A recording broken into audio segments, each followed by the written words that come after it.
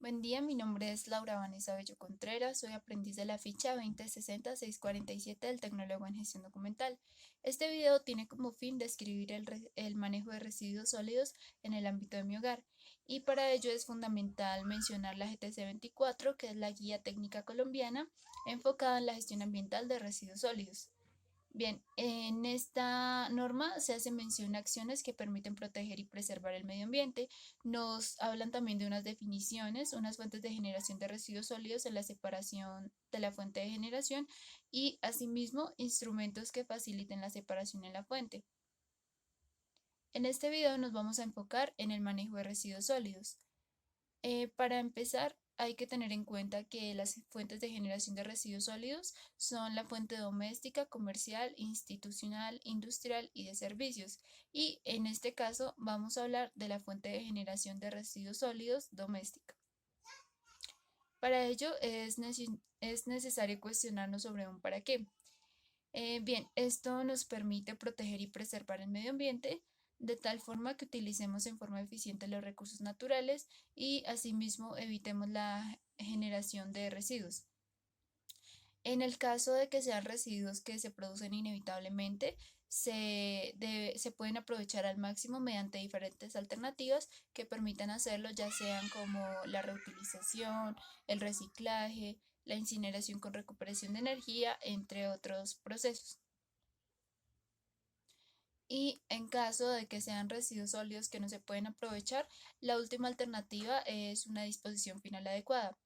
Todos esos procesos se realizan en pro de una mejor calidad de los materiales con valor de recuperación, como por optimizar su aprovechamiento y asimismo conservar los recursos naturales.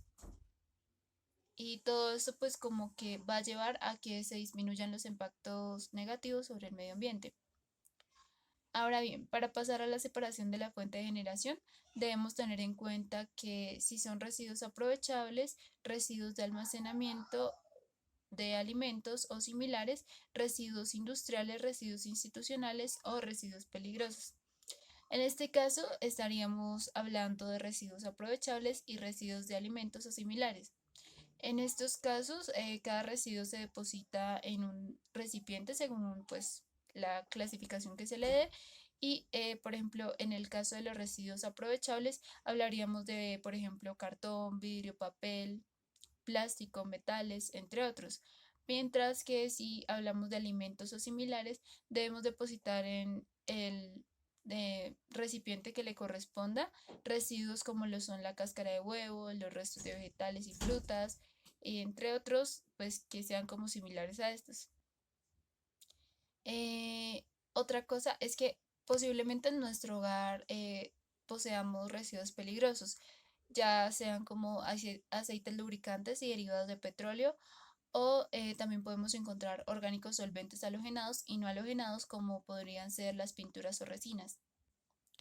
Entrando en contexto, los tipos de residuos que vamos a manejar son residuos no peligrosos y pues de cierta forma también unos peligrosos que se clasifican en aprovechable como el cartón y papel. También, bueno, dentro de estos podríamos incluir las cajas de los Tetra Pak y encontramos residuos no aprovechables como el papel higiénico, los papeles encerados o plastificados, las colillas de cigarrillo. Si hablamos de residuos orgánicos biodegradables, podemos encontrar los residuos de comida no contaminados, recortes de materiales vegetales y por último, residuos peligrosos como por ejemplo las pilas desechables o las pinturas, como lo he mencionado anteriormente. Y también residuos con riesgo biológico, que son elementos de protección personal que han entrado en contacto con nosotros, como le podrían ser las cuchillas de afeitar. Como lo mencionaba anteriormente, existen recipientes para la separación en la fuente. Estos son denominados como instrumentos que facilitan la separación en la fuente.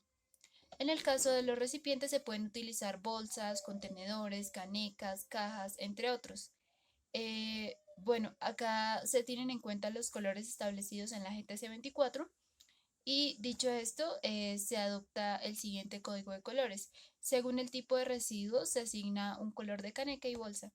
Y para ello hay que tener en cuenta que, bueno, lo que se establece en la GTC 24 es la actualización reciente que se dio a través del Ministerio de Vivienda y Ambiente por medio de la resolución número 2148 de 2019.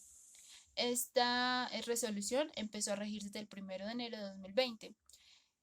¿Qué se pretendía con esto? Que el proceso de separación de residuos fuera más sencillo para todos los colombianos. Y acá se establece que para los residuos aprovechables, como lo son el plástico, el cartón, el vidrio, el papel y los metales, se asignó la caneca y la bolsa de color blanco. Para los residuos orgánicos aprovechables, como lo son los restos de comida o desechos agrícolas, se asignó la caneca de color verde. Y por último, para los residuos no aprovechables, como lo son el papel higiénico, las servilletas, cosas que estén ya contaminadas, se asignó la caneca y la bolsa de color negro.